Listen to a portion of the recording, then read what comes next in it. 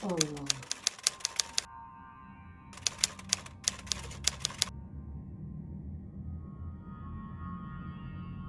Assalamualaikum warahmatullahi.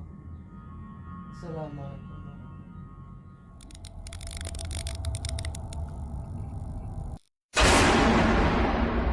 Mang Sukir. A'udzu billahi minasyaitonir rajim. Bismillahirrahmanirrahim. Assalamualaikum warahmatullahi wabarakatuh. Kembali lagi bersama Mang Sukir. Untuk cerita kali ini, Mang Sukir masih melanjutkan cerita yang sebelumnya. Sebelum Mang Sukir melanjutkan cerita, Mang Sukir mohon dukungannya dari teman-teman dengan cara subscribe dan nyalakan notifikasinya agar teman-teman bisa mendengarkan cerita-cerita dari Mang Sukir. Dan tak usah berlama-lama, langsung saja kita ke ceritanya. Tommy berusaha melepaskan cengkraman di bahunya, namun tenaganya kalah kuat dengan sosok yang ada di hadapannya. Ampun, aku, ucap Tony gugup. Tommy terbelalak melihat itu. Ia berusaha meminta tolong, namun tiba-tiba suaranya sulit dikeluarkan. Napasnya memburu, keringat dingin membanjiri pelipisnya. Ia berharap Rudy cepat kembali dan segera menyelamatkannya. Sosok menyeramkan bermata bolong itu memperlihatkan jari jemari tangan satunya, kuku yang panjang dan runcing. Kuku itu mencakar wajah Tommy. Tommy mengerang. Darah mengalir dari pelipis dan dahinya. Ampuni aku.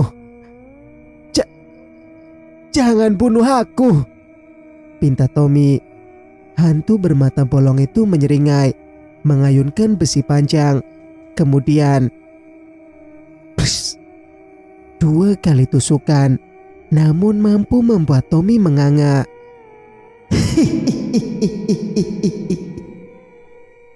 Sosok hantu bermata bolong itu kini menyeringai dan tertawa. Singkat cerita, hari ini Dimas menemui detektif yang ia sewa untuk menangani kasus motif di balik adiknya bunuh diri. Kau sudah menemukan bukti yang memberatkan Farhan, ujar Dimas. Belum Pak Dimas, tapi kami menemukan hal lain, ujar pria itu. Apa itu? Dimas menatap lekat. Kami menemukan sebuah anting-anting milik Dr. Vina di sebuah gedung pabrik yang sudah tidak terpakai, terang pria tersebut. Untuk apa adikku ke sana? Dimas mengernyitkan kening. Kami tidak tahu. Kami hanya mendapat informasi dari seseorang yang melihat Dr. Vina di sana malam itu. Dimas meraup wajah kasar. Pasti telah terjadi sesuatu di sana. Malam itu adikku pulang dengan keadaan yang kacau, terang Dimas. Kau harus cari tahu siapa yang Vina temui di sana. Apakah itu Dr. Farhan atau bukan? Timpalnya lagi. Baik Pak, kami akan segera mencari informasinya. Kalau begitu, kami permisi Pak Dimas. Dimas mengangguk. Aku tidak akan mengampuni orang itu, ujar Dimas dengan tangan terkepal. Di tempat lain, malam hari, Rama pulang begitu larut malam. Ia masih memikirkan mengapa Tommy berteriak pagi tadi. Sepertinya ada yang tidak beres. Mas, kamu pulang malam sekali. Suara Mirna menyadarkan Rama dari lamunan. Iya. Aku sudah bilangkan sebelumnya bahwa aku akan pulang larut malam, jawab Rama. Mirna menautkan alis. Kapan Mas? Kamu tidak mengatakan apapun sejak pagi, terang Mirna. Rama menepuk jidatnya. Astaga. Rama baru tersadar bahwa ia mengatakannya pada sosok hantu bermata bolong, bukan istrinya. Mungkin kau tidak mendengarnya. Rama berkilah. Ya sudah, kamu mandi dulu. Aku akan menghangatkan makan malam untukmu, ujar Mirna tersenyum. Rama mengangguk. Rama memijat pelipisnya, entah mengapa kepalanya terasa berdenyut.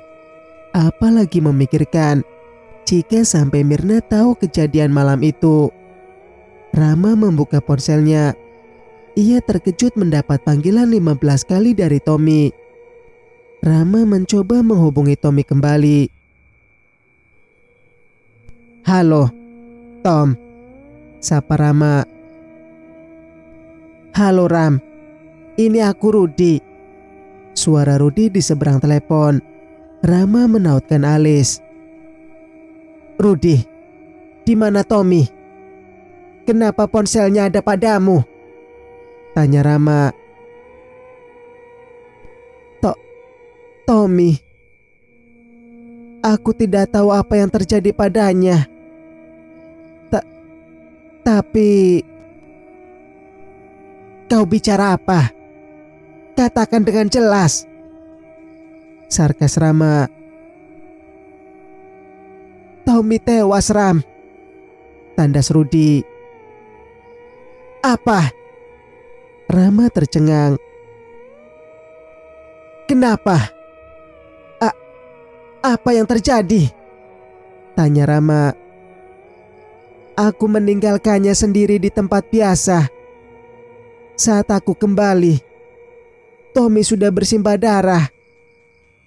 Banyak luka cakaran di wajah dan juga punggungnya. Tapi yang paling parah adalah besi yang menancap di perutnya, terang Rudi.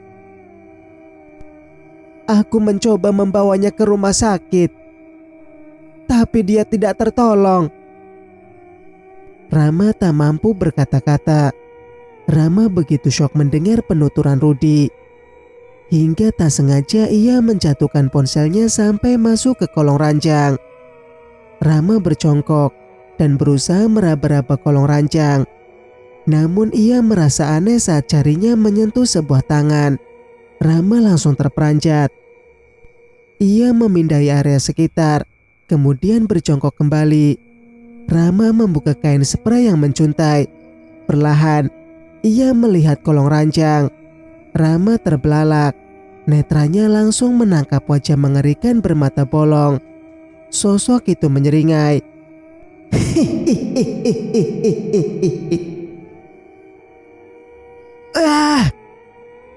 Mirna yang mendengar suara teriakan suaminya langsung menghampiri. Ada apa, Mas? Kenapa kamu berteriak? Ada setan bermata bolong di bawah ranjang, jawab Rama. Mirna langsung melihat ke kolong ranjang. Tidak ada siapa-siapa, ujar Mirna.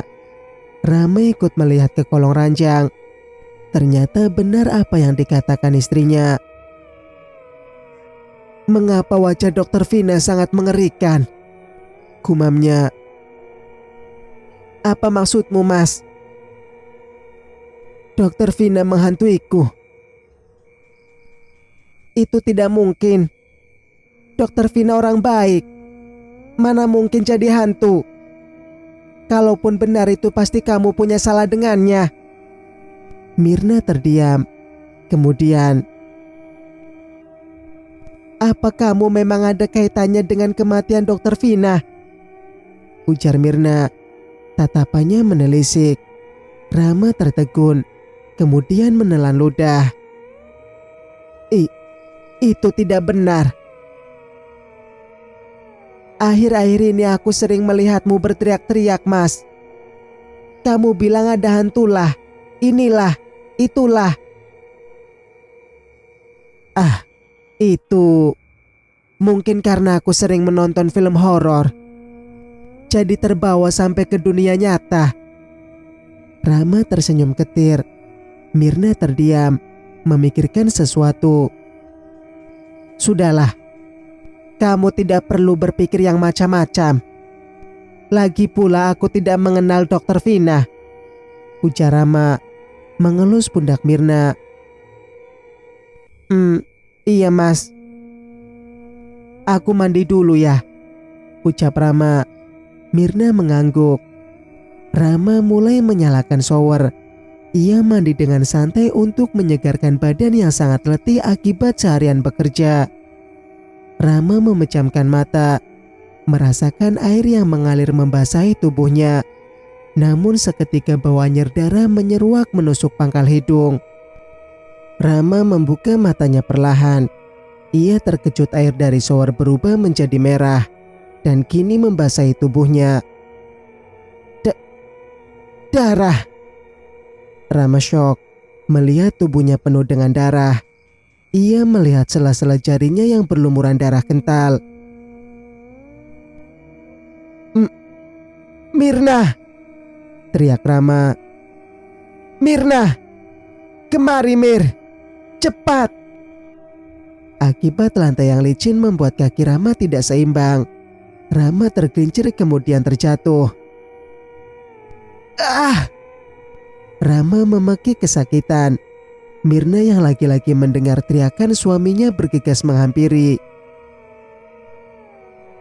Ada apa lagi sih mas? Ujar Mirna. Melihat kedatangan Mirna, Rama bergegas bangun. Lihat Mir, tubuhku penuh dengan darah, terang Rama. Mirna menghela napas. Kau lihat di cermin itu mas. Mana darahnya? Jawab Mirna. Rama langsung melihat ke cermin yang Mirna katakan. Ia terkejut. Tidak ada darah sama sekali. Badannya basah karena air yang mengalir. Cepat selesaikan mandimu. Setelah itu makan malam, tandas Mirna. Mirna pergi dengan wajah masam. Mirna berpikir, sepertinya ada sesuatu yang telah suaminya lakukan. Namun Mirna masih belum mengerti apa itu. Aku akan menyelidikinya. Mengapa sikap Mas Rama begitu aneh? Gumamnya. Di tempat lain, Dimas menemui detektif yang ia sewa untuk kedua kalinya. Ia berharap orang sewanya itu bisa menangani kasus kematian yang janggal tentang adiknya. Bagaimana? Apa ada bukti lain? Ujar Dimas. Orang tersebut mengangguk. Apa itu? Tanya Dimas. Kami menemukan banyak bercak darah di sana. Tempat itu. Sepertinya tempat itu bukan sekedar pabrik yang tidak terpakai, tapi digunakan juga untuk membunuh, menyiksa dan mungkin... Orang tersebut menjeda ucapannya. Apa? Seru Dimas. Dan mungkin adikmu telah diperkosa di sana. Dimas melotot. Napasnya memburu. Ia memukul apa saja yang ada di dekatnya. Pak Dimas, tenangkan dirimu Pak, seru pria itu. Aku tidak bisa tenang. Adikku Vina harus mendapatkan keadilan. Kau harus cari orang itu. Kau harus mencari pelakunya, ucap Dimas dengan gigi bergemeletuk. Iya Pak, baik. Baik. Dimas meraung, kemudian terisak. Di tempat lain, Farhan baru saja selesai pulang bertugas. Ia merebahkan tubuhnya di kasur. Hari-harinya begitu tak bersemangat. Bayangan-bayangan bersamanya dengan Vina tak pernah enyah dari pikiran. Farhan membuka layar ponsel. dan langsung menampilkan wajah Vina di sana.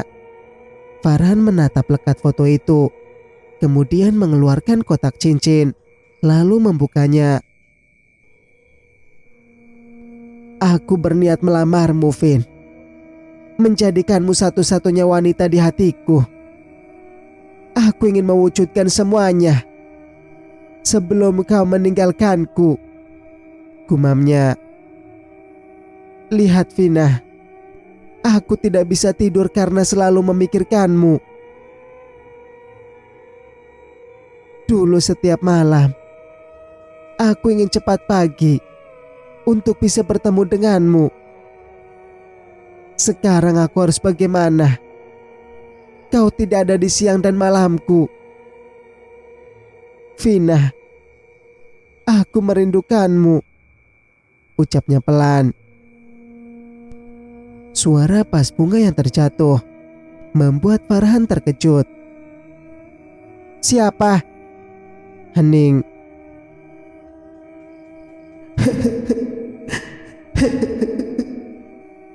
Lamat-lamat Farhan mendengar suara seseorang menangis.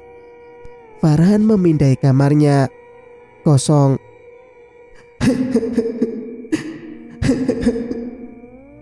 Suara tangisan itu semakin jelas. Farhan bergegas bangun dan mengikuti sumber suara. Dari suara tangisan arahnya dari luar balkon. Farhan membuka tirai secepat kilat, namun tak mendapati seseorang di sana. Mungkinkah itu Vina? Farhan memijit pelipisnya, kemudian tubuhnya luruh di lantai, lalu ikut terisak. Singkat cerita, di meja makan Rama tak semangat untuk sarapan. Ia hanya mengaduk-ngaduk piringnya saja. Mas, kenapa tidak dimakan? Apa masakanku tidak enak? Ujar Mirna. Rama terkejut. Bukan. Masakanmu enak, jawab Rama terbata.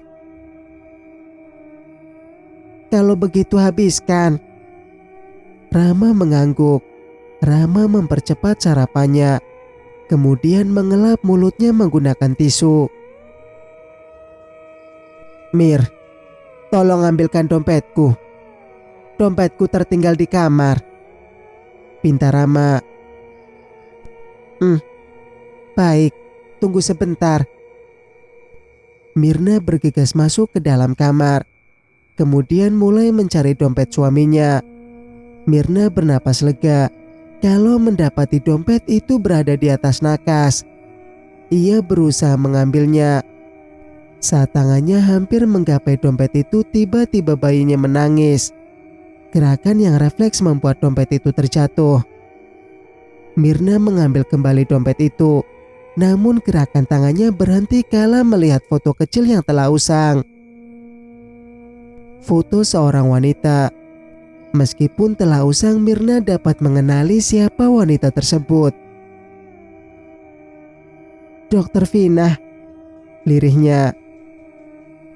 Di tempat lain, Mirna langsung menggendong bayinya kemudian bergegas menghampiri Rama di meja makan.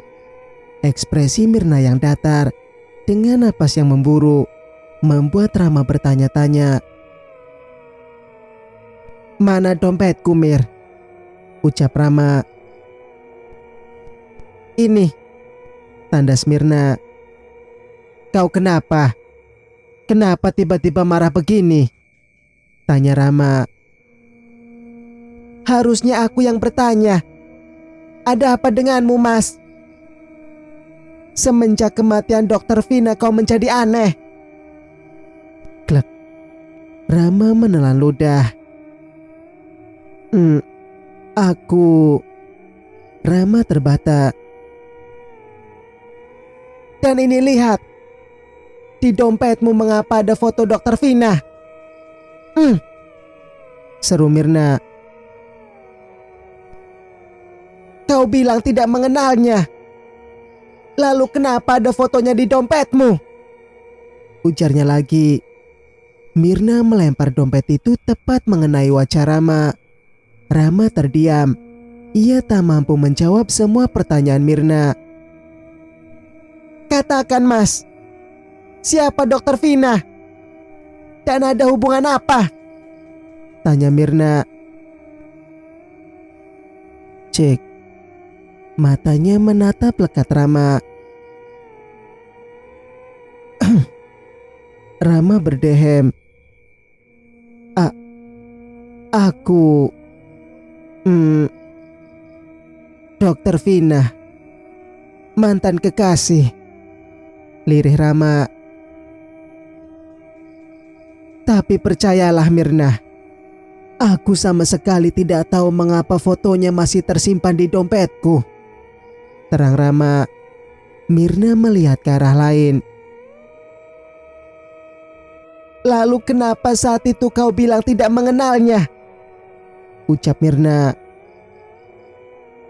"Aku tidak ingin membuatmu cemburu," jawab Rama.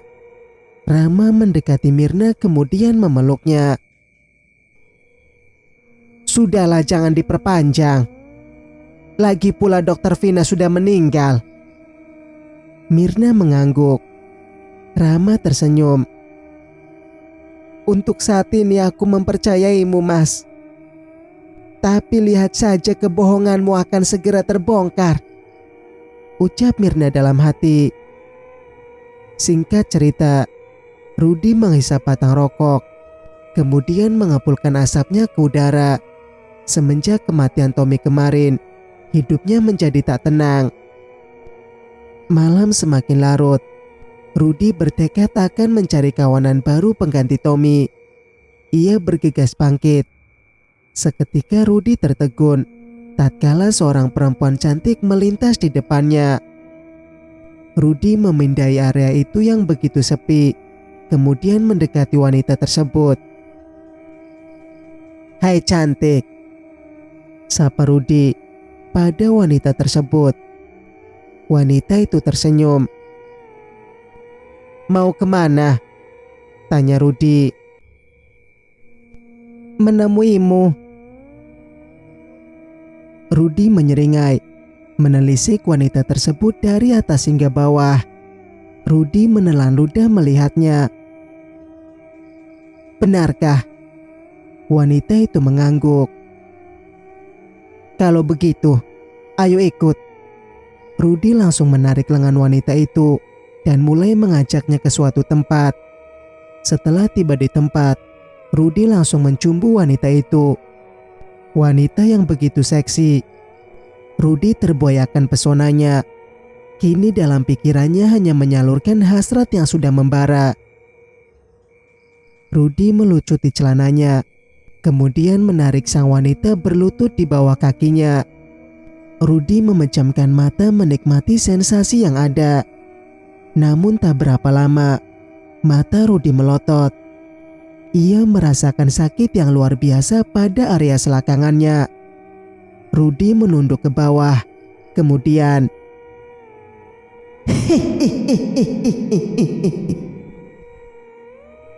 wajah wanita cantik berubah menjadi sosok menyeramkan bermata bolong.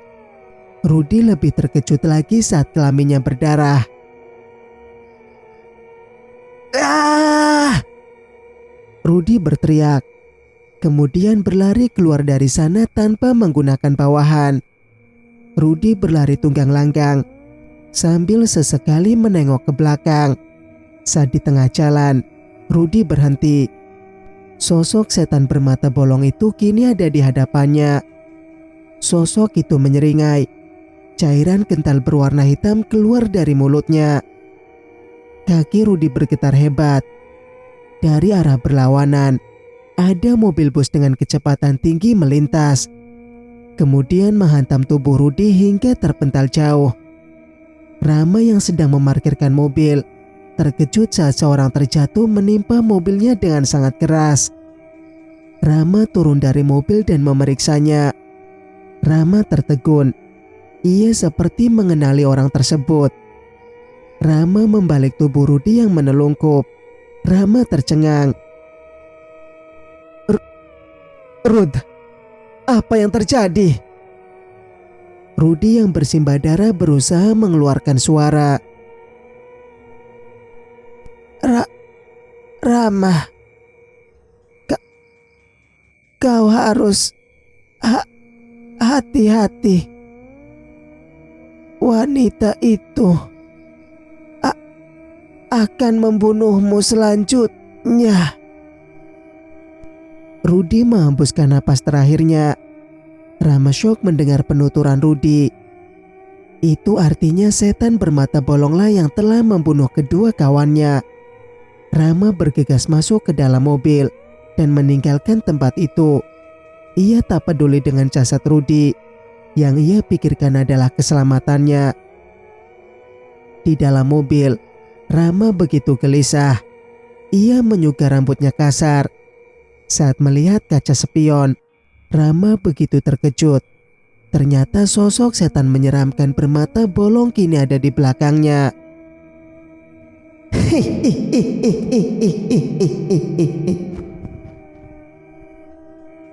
Sosok itu langsung mencekik Rama dari belakang. Dengan kukunya yang runcing dan panjang, Rama berusaha melepaskan cengkraman itu dengan satu tangan. Maafkan aku, Vina, lirih Rama. Aku tidak akan memaafkan kalian. Kalian harus mati. Ampuni aku, Vin. Tapi aku disuruh seseorang. Siapa yang menyuruhmu? Dokter Farhan. Sosok menyeramkan bermata bolong malah semakin mempererat cekikannya. Jangan bohong, pekiknya. Aku tidak berbohong, jawab Rama. Sosok itu mengendurkan cengkramannya dari leher Rama. Rama bisa bernapas dengan lega. Katakan apa yang tidak aku ketahui, ujar sosok bermata bolong. Hari itu aku melakukan hal yang sama kepada Dokter Farhan. Aku juga mengancamnya akan merusak reputasinya. Dan agar dia mau memberiku banyak uang, terang Rama. Tapi jawabannya malah mengejutkanku. Aku tidak tahu mengapa dia menyuruhku untuk memperkosamu. Aku tidak bisa melakukannya. Untuk itu aku mabuk, agar ada dorongan kuat untuk bisa melakukannya. Sosok menyeramkan itu bergeming seperti memikirkan sesuatu. Rama harap-harap cemas. Keringat masih membanjiri pelipisnya. Kemudian,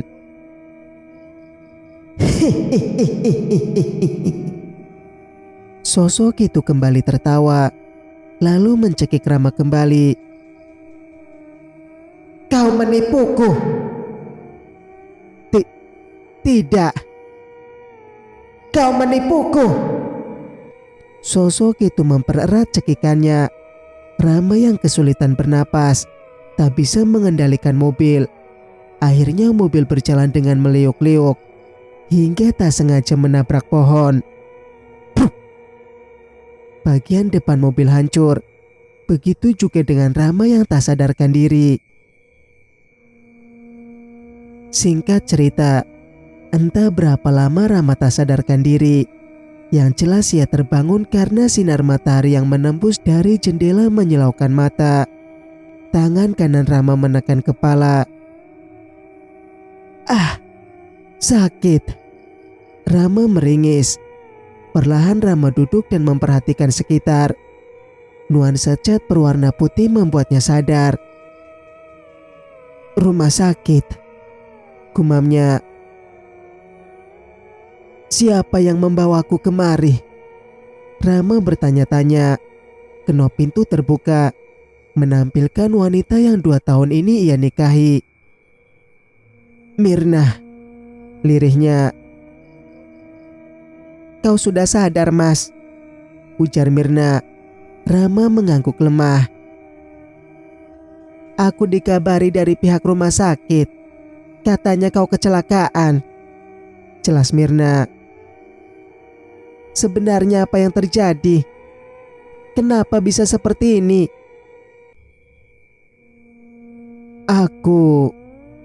Rama menjeda kalimatnya. "Apa hantu Dokter Vina yang sering kau ceritakan mengganggumu lagi? Mirna mencoba menebak. Tidak. Semalam aku sangat ngantuk, jadi tidak fokus berkendara," ujar Rama berbohong. Mirna duduk di samping Rama. "Kalau begitu, makan dan setelah itu minum obat. Aku tidak bisa berlama-lama di sini. Anak kita di rumah tidak ada yang menjaga," terang Mirna. Rama mengangguk. Singkat cerita, Mirna tiba di depan rumahnya. Ia tertegun saat ada seseorang pria duduk di teras rumahnya. Mirna berjalan perlahan. Pria tersebut langsung berdiri saat Mirna datang. "Maaf, Anda siapa? Dan cari siapa?" sapa Mirna. "Perkenalkan, saya Dimas, kakak dari Dokter Vina. Kau pasti mengenalnya, bukan?" "Iya." Mirna menerka-nerka apa yang ingin dikatakan oleh Dimas. "Ini dengan Bu Mirna, istri dari Pak Rama?" tanya Dimas. "Iya, saya sendiri. Ada urusan apa ya, Pak?" Mirna bertanya-tanya. "Saya mencari suami Anda. Apa dia ada di dalam?" tanya Dimas lagi. "Suami saya mengalami kecelakaan dan saat ini sedang berada di rumah sakit. Kalau boleh tahu ada apa ya, Pak?" Dimas berdehem. "Apa tidak bisa kita duduk dulu?" ujar Dimas. "Iya, mari Pak, silakan masuk," jawab Mirna. Tidak Bu Mirna, di luar saja," usul Dimas. Mirna duduk perlahan di sebelah Dimas, kemudian menyimak apa yang sedang dikatakan oleh Dimas. Setelah mengetahui kebenaran, Mirna membekap mulutnya sendiri. Air mata menganak sungai di pelupuk mata. Pantas saja, sikapnya selama ini begitu aneh. Aku benar-benar tidak menyangka Mas Rama setega itu. Mirna terisak. Singkat cerita, di tempat lain, suara bel pintu berbunyi. Saat ini Farhan berdiri di depan pintu dengan seikat bunga di belakang punggungnya. Derit pintu terbuka, menampilkan seorang wanita cantik berambut sepinggang. Wanita itu terperangah melihat siapa yang datang. "Mas Farhan," seru sang wanita. Farhan langsung memberikan bunga yang ia sembunyikan. Sang wanita langsung memeluk Farhan. Wanita tersebut menatap Farhan dengan lekat. Mereka berpandangan cukup lama. Kemudian, "Benar dugaanku.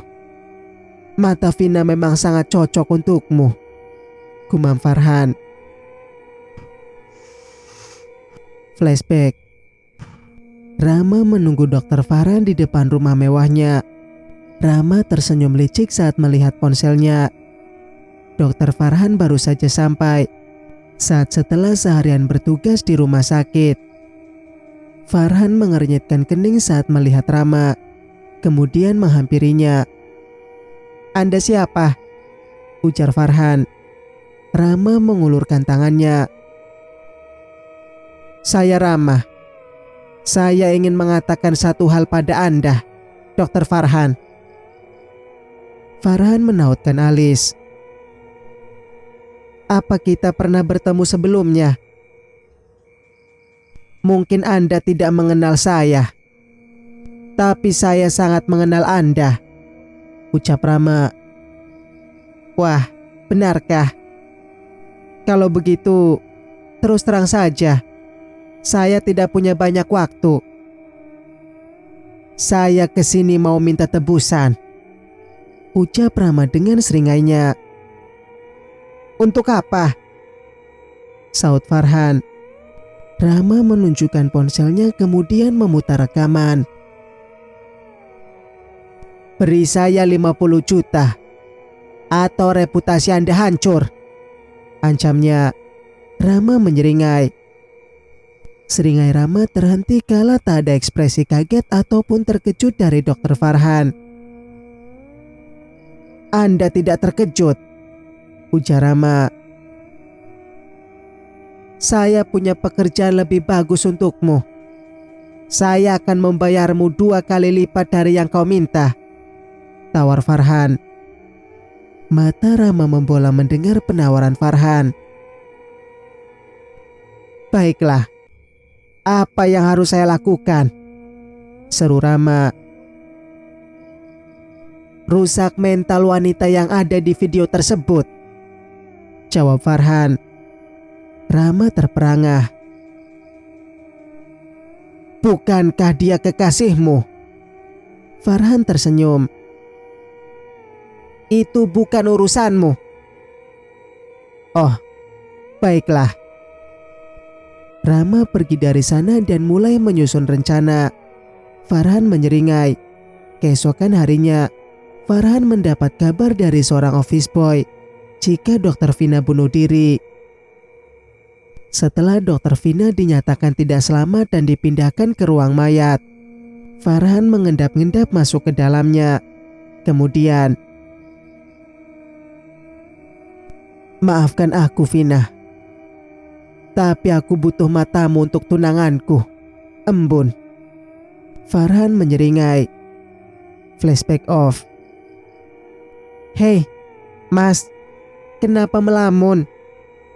Ucap embun membuyarkan lamunan Farhan tentang hari itu. Ah, tidak. Aku terpesona denganmu, puji Farhan. Wanita itu terlihat malu-malu. Ayo masuk. Farhan tersenyum, kemudian masuk ke dalam. Saat hendak menutup pintu utama, sosok wanita bermata bolong berdiri di dekat pohon. Farhan terkejut, kemudian menutup pintu dengan tergesa. Singkat cerita, malam hari, Rama yang semula terpejam, terperanjat saat seorang dokter menyentuh lengannya. Dokter wanita tersebut mengecek seluruh badan Rama. Rama terheran mengapa sang dokter terus menundukkan wajahnya. Dok, bukankah saya sudah diperiksa sebelum tidur tadi? Tanya Rama. Tak ada jawaban dari sang dokter, membuat Rama gelisah. Hal buruk memenuhi pikirannya. Ia menelan ludah. Rama harap-harap cemas, namun sang dokter belum berhenti juga memeriksanya. Rama terbelalak saat dokter itu membawa pisau dan gunting kecil. Dokter mau apa? Ucap Rama gugup. Rama yang takut mendorong sang dokter hingga terjerembab. Dokter tersebut langsung berubah menjadi sosok menyeramkan bermata bolong. Sosok itu menyeringai.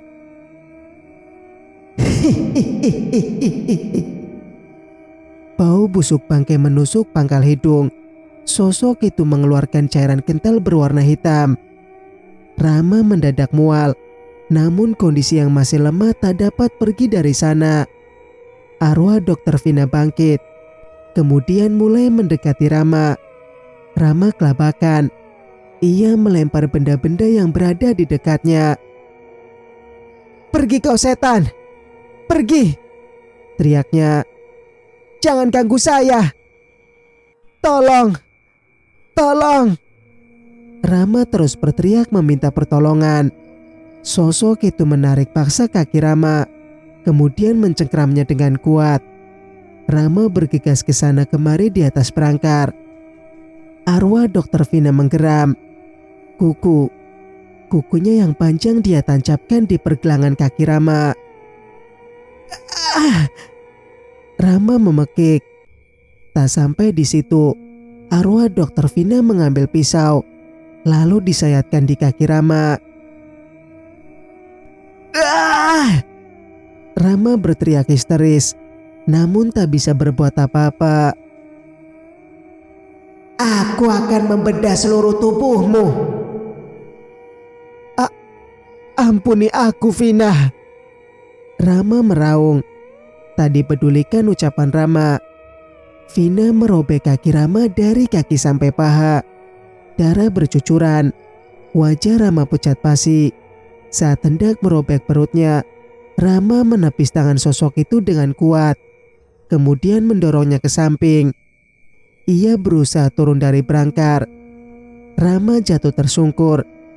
Dalam pikirannya ia pasti tak akan selamat. Vina, aku minta maaf. Maafkan aku. Ampuni aku, Vina. Rama terisak.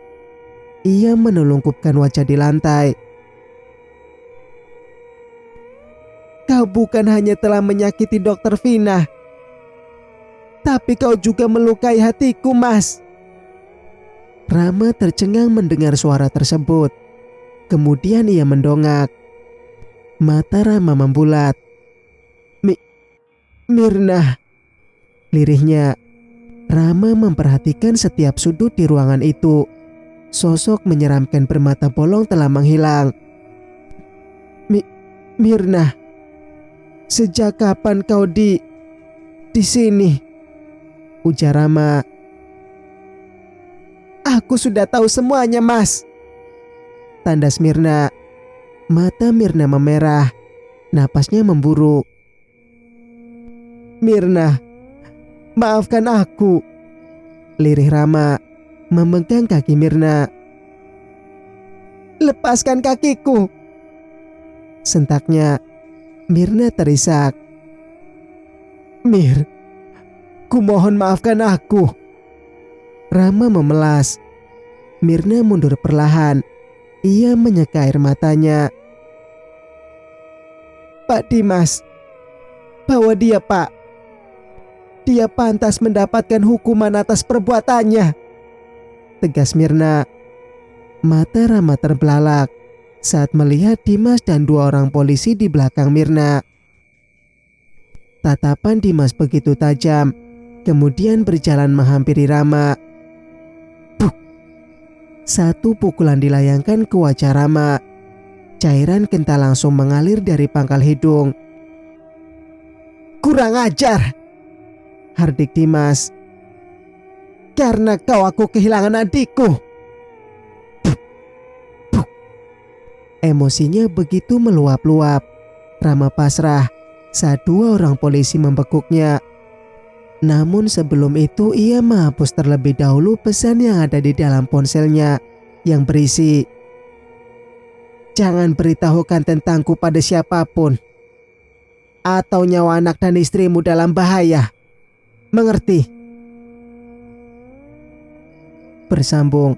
Nantikan kelanjutannya di video berikutnya. Wassalamualaikum warahmatullahi wabarakatuh.